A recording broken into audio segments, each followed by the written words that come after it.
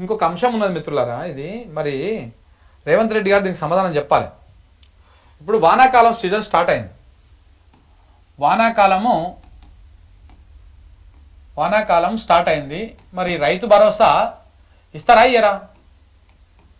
మీరు క్యాబినెట్ విస్తరణ చేసుకోరి, పార్టీని విస్తరణ చేసుకోరి, పార్టీని బలోపేతం చేసుకోరి, అన్నీ మంచిగానే ఉన్నాయి. రైతు భరోసా ఇస్తారా ఇయ్యరా?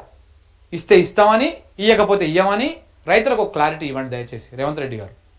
ఎందుకంటే మీరు యాసంగికి సంబంధించినటువంటి రైతు భరోసానే ఇంకా సగం పెండింగ్ ఉంది. దాదాపు 4,000 నుంచి 5,000 కోట్ల రూపాయల పెట్టుబడి సాయం అట్లా పెండింగ్ ఉంది, ఎవ్వరికి పడలే. మరి ఇప్పుడు ఆనాకాలం వచ్చింది, ఇవాళ 26 తారీఖు. ఈ వారంలో వర్షాలు పడుతూనే ఉన్నాయి ఆల్రెడీ. ఇక స్టార్ట్ చేస్తారు రైతులు పంటలు వేసుకోవడానికి.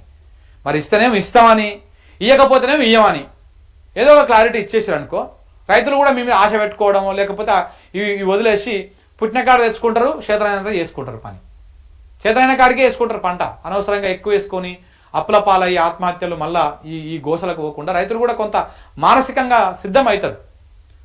రైతు భరోసా ఇస్తారా? ఇస్తే ఎప్పలోపిస్తారు. అబద్ధాలు చెప్పకండి దయచేసి.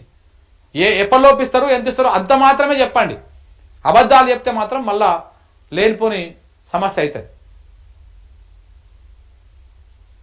ఇప్పటికి యాసంగి పెండింగ్ ఇస్తామని చెప్పేసి 26 తారీఖు నుంచే ఇస్తున్నామని చెప్పేసి వెలుగు పత్రిక, వెలుగు ఛానళ్ళు, V6 ఛానళ్ళు చెప్పినాయి.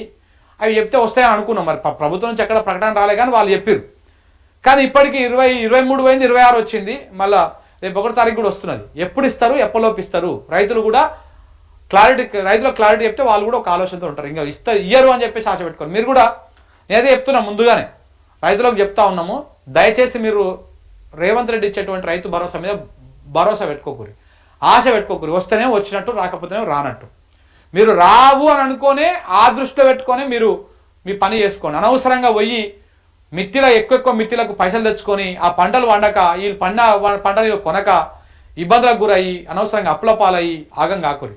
ఎంత చేతన అవుతుందో, మీ దగ్గర చేతులు ఎంత ఉన్నాయో, ఒకవేళ అప్పు తెచ్చుకున్నా, చేతి బదులు తెచ్చుకున్నా, ఏదో కొంత కాడికి మన కుటుంబం గడవడానికి అంత మాత్రమే తెచ్చుకోండి. అనవసరంగా ఎక్కువ అప్పులు తెచ్చి ఇంకా వస్తాయిలే వచ్చినాక ఇద్దాం అనుకుంటే ఈ కేసీఆర్ కాదు ఆడ కూర్చున్నది, రేవంత్ రెడ్డి. ఆయన ఇస్తే ఇవ్వాలనుకుంటే ఇస్తాడు, లేకపోతే మొత్తానికి అవి మలుపుకొని వాళ్ళ కాంట్రాక్టర్లకు ఇచ్చుకుంటాడు. రైతులకు ఇస్తేనేమో పైసలు రైతులకు పోతాయి. అదే బిల్లు అదే 3,000 కోట్లు 4,000 కోట్లు కాంట్రాక్టర్లకు ఇస్తే అలా 20% వస్తుంది వీళ్ళకి. మనం చెప్పే మాట కాదు ఇది, న్యూస్ లైన్ చెప్పే మాట కాదు ఇది. ఎవరు చెప్తున్నారు ఈ మాట? అలా మంత్రులే చెప్తుర్రు, పైసలు తీసుకొని ఫైళ్ళు మూవ్ చేస్తామని చెప్పేసి. అలా మంత్రులే చెప్తున్నారు, అలా మంత్రుల మీద ఉన్న ఆరోపణలే ఇవి. సో కాబట్టి ఆ 5,000 కోట్లు ఒక కాంట్రాక్టర్కి ఇచ్చాడనుకో, బిల్లు క్లియర్ చేసిననుకో, దాంట్లోకి వెళ్ళి 20% 10% కమిషన్లు వస్తాయి వీళ్ళకి. రైతులకు ఇస్తే ఏమొస్తుంది? బూడిద వస్తుంది, ఏం రాదు, రైతులు బాగుపడతారు. అందుకనే మీకు ఇయ్యరు, మీకు ఇచ్చే ఆలోచనలు కూడా చాలా తక్కువ ఉంటాయి. దయచేసి అదే ఆ రకంగానే మీరు మానసికంగా సిద్ధం అవ్వండి. రైతు భరోసా ఎగ్గొడతారు వీళ్ళు, ఇచ్చేటువంటి ఆలోచనలు చాలా తక్కువ ఉన్నాయి.